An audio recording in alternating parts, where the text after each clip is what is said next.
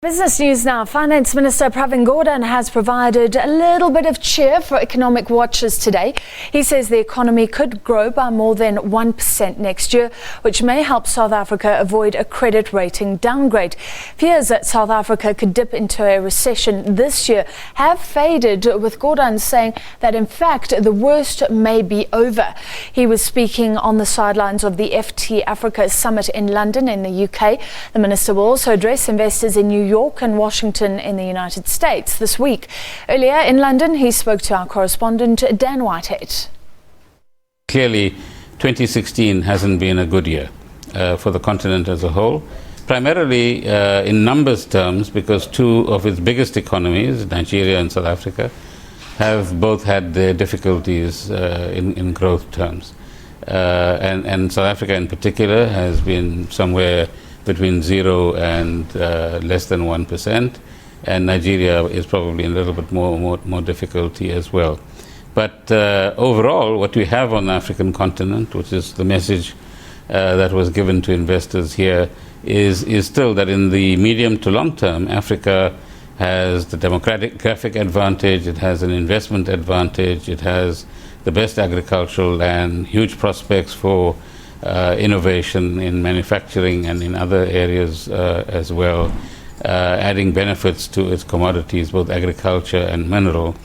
And similarly, in the case of South Africa, we will improve our growth rates in the coming year. And some of the things that we are doing to structurally change our economy will hold us in good stead as we go forward.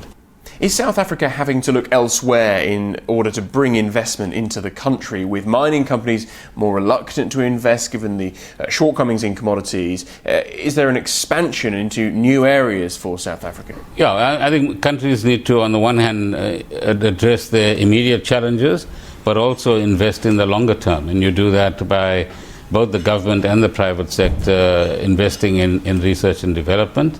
And your edge ultimately as a country and as an economy and as the private sector emerges when you do innovative things. And there are several examples that we gave of investment in the space area with the SKA project and the fuel cell technology area.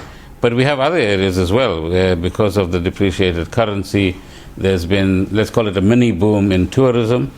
China is investing in its first full car manufacturing plant of small cars in Port Elizabeth, which is an important macroeconomic development.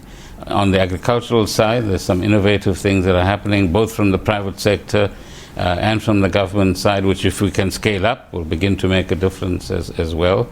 And then finally, countries like South Africa and the many others on the continent that have inadequate savings, partly because of the levels of unemployment that we have and the levels of low-income people that we have to rely on foreign investment, both in the real economy, but also in terms of borrowings as well.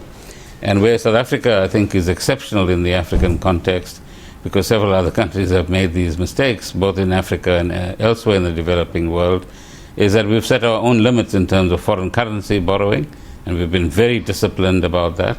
And so when you have the currency fluctuations, particularly depreciation in the currency, it doesn't have the same negative impact fiscally and otherwise as it has had in several other countries around the world as well. The threat of a downgrade for the South African economy remains. What would it mean for the people of South Africa and the Treasury if that were to happen? Firstly, it means reputationally we don't want to be in that so-called sub-investment or junk territory. Secondly, it means extra borrowing costs. And thirdly, those borrowing costs are for the state, for state-owned enterprises, for the private sector. So all of that negativity then begins to impact upon prices for South African citizens more generally as well. It could then inspire higher levels of inflation. You could then move into a cycle of interest rate increases, and that would dampen growth even further. So that's a cycle that you want to avoid. And I certainly believe that we have a case to make as a country, as government, the private sector, and labor, and indeed civil society more generally, that we can fiscally and in growth terms put South Africa in a different place in the next 18 months or so. And that ratings agencies should hear us on the one hand, but secondly, we as a country must also, in a very determined way, make our case as a collective for our ratings to remain the same as they are, and give us the next 18 months in order to implement a lot more aggressively some of the ideas that we have and projects that we have that will tell a different story and place us in a different position. The Hawks investigation continues. How much of a cloud is that over your head in order to get the job done, the difficult job done, of recovering South Africa's economy? No, we as a Treasury have a particular role in terms of our constitution, and as an institution, we do our job. We manage the finances of the country. We present our medium-term budget policy statement on the 26th of October. Thereafter, we will probably have a road show which will explain to bond investors where we're going as an economy, and then we start preparing for the budget in February. So yes, it's an unnecessary distraction, but which we hope we will resolve soon. But in the meantime, the job gets done, and as professionals and as people who are responsible for the country's finances, we, in a disciplined and loyal way, do what we have to do. Can I ask you about the violence and disruption which we've seen at universities in South Africa over the fee hikes? What is your response to that?